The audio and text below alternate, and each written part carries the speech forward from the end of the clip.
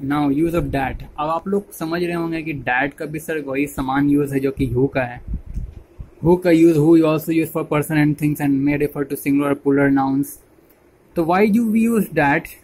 What is the difference between the use of who and that? आप लोग के दिमाग में एक क्वेश्चन उठनी चाहिए।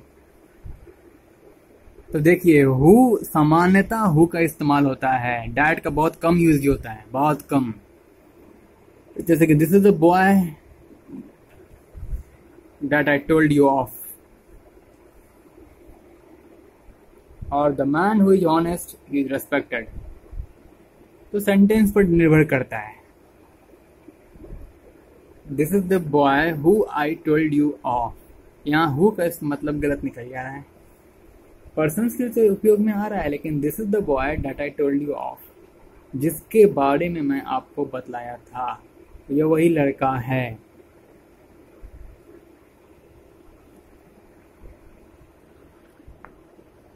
तो यहाँ पर this is the boy that I told you of, यहाँ पर डैट का मतलब है कि जिस बॉय के बारे में मैंने आपको बताया था। और ये एग्जाम्पल देखो, the man who is honest is respected, वो इंसान जो कि ईमानदार होता है। सेंटेंस में क्या डिफरेंस है? दोनों सेंटेंस में बहुत अंतर है। एक इंसान के बारे में कहा जा रहा है, और यहाँ इंसान को this is the boy that I told you of, और यहाँ इस लड़के के बारे में, उस इंसान के बारे में कुछ कहा नहीं जा रहा है। वहाँ तो एक आदमी को लेकर के कुछ कहा जा रहा है कि वो आदमी, जो आदमी ईमानदार होता है उसे सम्मान मिलता है। ये एक बात कही जा रही है मैन को लेकर के, इसलिए हु का इस्तेमाल हुआ। द नेवर सक्सीड, यहाँ भी एक इंसान को लेकर के बात कही जा रही है, वो कभी सफल नहीं होते हैं जो झूठ बोलते हैं।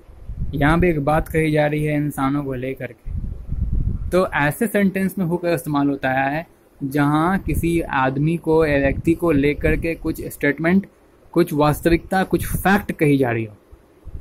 लेकिन ऐसे स्टेटमेंट पे जहाँ पर this is the boy that I told you of, ऐसे जिसके बारे में मैंने आपको बताया था, वहाँ डैट का इस्तेमाल होता है। मान लो किसी पर्सन के बारे में, आप किसी के पर्सन को लेकर के आप किसी के सामने चर्चा कर रहे हो, डिस्कशन कर रहे हो, किसी आदमी के बारे में आप किसी दूसरे को कह रहे हो, listen listen this is the boy that I told you of, जिसके बारे में मैंने आपको बताया था। तो आप जिसके बारे में कहते हो, तो that is used to speak about, to denote, to signify a person, to indicate a person. आप ये कह सकते हैं इंडिकेटिंग सेंटेंस होना चाहिए, दर्शाने वाला वाक्य। उसके लिए डैट रिलेट करता है, उसके लिए डैट का प्रयोग करके हम लोग रिलेट करते हैं। जैसे कि happy is the man that is honest, यहाँ पे हु भी हो सकता था, कोई गलती नहीं है, हु भी लिख सकते हो। Happy is the man who is honest, वो इंसान खुश होता है जो कि ईमानदार है, यहाँ हु भी हो सकता था। जनरली हु होता है डैट, हु और डैट दोनों सही होता है। The children that you spoke to were cute, the children that you spoke to were cute. देखो टू लगा हुआ है ना बाद में, प्रीपोजिशन बाद में लगा दिया है। जिन बच्चों के बारे में आप बताए थे, कहे थे, वो बहुत ही सुंदर थे। The children to whom you spoke were good, यहाँ हुम भी हम लगा सकते हैं, जिसके बारे में, यानी कि जिसके बारे में, जिन बच्चों के बारे में आप बतलाए थे वो बहुत ही सुंदर बच्चे थे।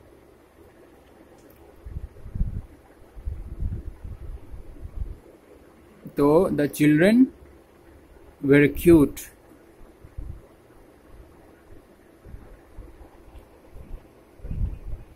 यहाँ हम लोग इस सेंटेंस को ऐसे भी लिख सकते थे whom का इस्तेमाल करके, the children to whom you spoke were cute हो सकता था, क्योंकि whom ऑब्जेक्ट को दर्शाने के लिए आता है। तो जिनके बारे में तुम कह रहे थे, यू स्पोक टू whom, किसके बारे में तुम कह रहे थे?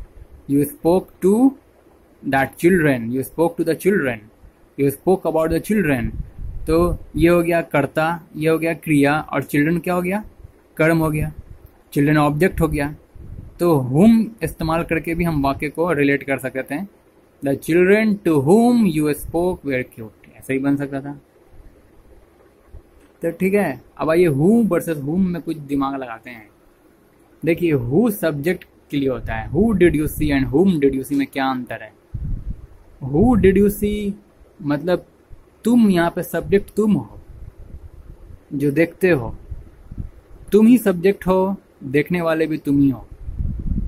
हु डिड यू सी, कौन हो तुम देखने वाले, डिड लगा हुआ है, कौन थे तुम देखने वाले, देखने वाले तुम कौन थे। हु डिड यू सी, देखने वाले तुम कौन थे, देखने वाला कौन है, तुम ही हो, करता तुम ही हो, सब्जेक्ट तुम ही हो। तो यहाँ हु सब्जेक्ट के लिए आता है और हुम डिड यू सी में हुम ऑब्जेक्ट के लिए आता है। किसको तुमने देखा, हुम डिड यू सी, किसको तुमने देखा, तो यू हुम ऑब्जेक्ट। तो मैंने रामू को देखा, मैंने श्यामू को देखा, मैंने लालू को देखा, टन्नू को देखा, तो ये ऑब्जेक्ट में चला गया ना कि मैंने टन्नू को देखा, आई सॉ टन्नू, तो टन्नू ऑब्जेक्ट हुआ ना। तो हुम किसके लिए आ गया, ऑब्जेक्ट के लिए, और हु किसके लिए आ गया, सब्जेक्ट। यानी कि खुद देखने वाला ही अपने बारे में कर रहा है कि मैं कौन होता हूँ देखने वाला। Who the hell I to see, who the hell I, who the hell did I, who the hell did I to see, कौन था मैं देखने वाला, कौन था मैं देखने वाला, who the hell did I to see। इस तरह से वाक्य बना। तो who और whom में क्या अंतर है, समझ में आ गया। who is used for subject and whom is used for object। एक बात हमेशा जानेंगे कि whom is always used after preposition such as by, to, with, her। जैसे कि by whom will I be helped, किसके द्वारा मुझे मदद मिलेंगी, किसके द्वारा, किससे मुझे मदद मिलेगी। by whom will I be helped, किससे मुझे, कौन मेरी मदद करेगा, मेरी मदद करने वाला कौन है। तो जो भी होगा वो ऑब्जेक्ट होगा। आई विल बी हेल्प्ड, देखो आई विल बी हेल्प्ड, मेरे को मदद मिलेगी, किसके द्वारा, जिसके द्वारा मिलेगी वो ऑब्जेक्ट हुआ। समझ में आ गया। ये जैसे कि देखो by whom will I be helped, तो आई will be help by Ramu. तो ये बाय हुम का जवाब मिला ना, बाय रामू। इससे मतलब इसका ये निष्कर्ष निकला कि हुम ऑब्जेक्ट के लिए ही आता है, ठीक है। और हुम के पहले हमेशा प्रीपोजिशन बाय, कुछ ना कुछ प्रीपोजिशन लगानी चाहिए, बाय, टू, ऑफ या फिर विथ लगता है। कौन कौन सा प्रीपोजिशन लगता है हुम के पहले, देखो बाय, टू, विथ और after. Whom is used after preposition such as by, to, with and after and so on. दूसरा एग्जाम्पल देखो, यहाँ I will be help by Ramu, यहाँ आई क्या है, सब्जेक्ट है, विल बी क्या है, मॉडल ऑक्सिलरी वर्ब है, मॉडल हेल्पिंग वर्ब है, हेल्प्ड क्या है, मेन वर्ब है, बाय क्या है, प्रीपोजिशन है, और रामू क्या है, ऑब्जेक्ट है जो कि हुम का काम कर रहा है। समझ में आ गया। इधर देखो, the children that you spoke to were cute, इसको आप ये भी लिख सकते हो, the children to whom you spoke were cute. देखो यहाँ पे हुम के पहले प्रीपोजिशन है, हुम के पहले प्रीपोजिशन है, हुम के पहले प्रीपोजिशन टू का इस्तेमाल हुआ।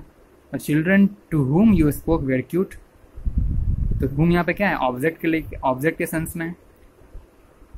यू स्पोक, तुमने बात किया, तो बात करने वाला कौन हो, तुम हो, सब्जेक्ट यहाँ पे तुम, सब्जेक्ट यहाँ पे कौन है, यू है, और वर्ब क्या है, स्पोक है मेन वर्ब। तो तुमने किससे बात किया, ऑब्जेक्ट से। ऑब्जेक्ट क्या है, ये लड़का लोग, ये बच्चे लोग, ठीक है। तो उसके लिए कौन आ रहा है, ऑब्जेक्ट को इंडिकेट करने के लिए हुम ही तो इस्तेमाल हो रहा है। क्लियर है कि हुम ऑब्जेक्ट के लिए ही प्रयोग होता है। अब कुछ आंसर आपको ये सब बनाना है, फिर in the blank with table, ये सारे डी ई आप लोग करके रखिएगा होमवर्क में। एक्सरसाइज डी, एक्सरसाइज ई, और ये सारा लेट्स डू मोर भी करना।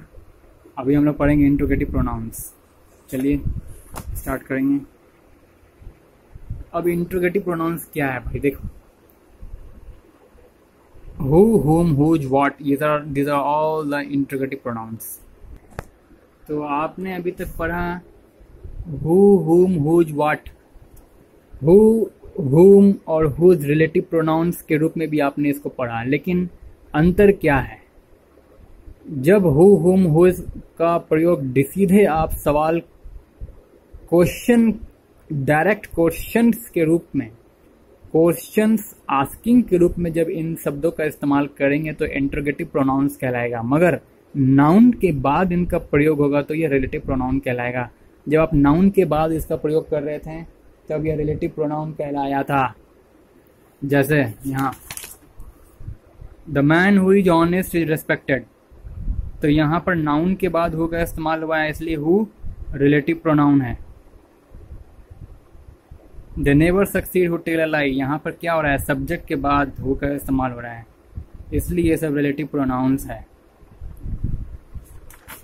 लेकिन यहाँ पर सीधा सवाल अगर करने के सेंस में हो,